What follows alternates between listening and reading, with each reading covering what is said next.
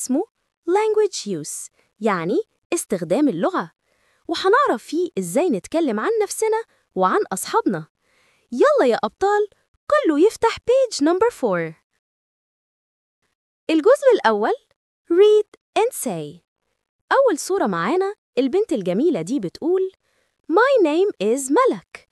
I'm 6، يعني اسمي ملك وأنا عندي 6 سنين. لما أتكلم عن نفسي بقول My name is و I'm. يلا نقولها سوا بصوت عالي يا أبطال. My name is ملك. Again. My name is ملك. Again. I'm 6. Again. I'm 6. شاطرين جداً. الصورة التانية فيها بنت بتتكلم عن صاحبتها. Her name is ليلى. She's 5. يعني اسمها ليلى وهي عندها 5 سنين. لما أتكلم عن بنت بقول her يعني هي، وبقول she's يعني هي عندها. قولوا معايا. Her name is ليلى.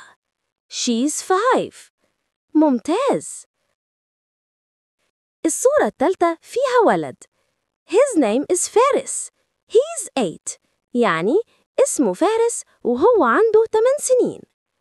لما أتكلم عن ولد بقول his يعني هو، وبقول he's يعني هو عنده. يلا نقولها مع بعض. His name is فارس. He's 8. ممتاز. Look, point and say. بصوا هنا يا أبطال. ده وائل عنده 7 سنين، فحنقول His name is وائل. He's 7. ودي لارا عندها 6 سنين، فحنقول Her name is Lyra.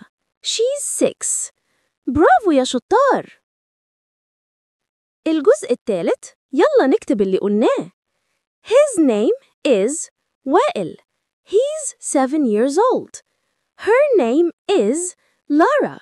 She's 6 years old. شطار جدا. دلوقتي بقيتوا تعرفوا تتكلموا عن نفسكم وعن أصحابكم بالإنجليزي. اللي اتعلمناه النهاردة يا أبطال اتعلمنا 1. لما أتكلم عن نفسي أقول My name is I'm. 2. لما أتكلم عن ولد أقول His name is he's. 3. لما أتكلم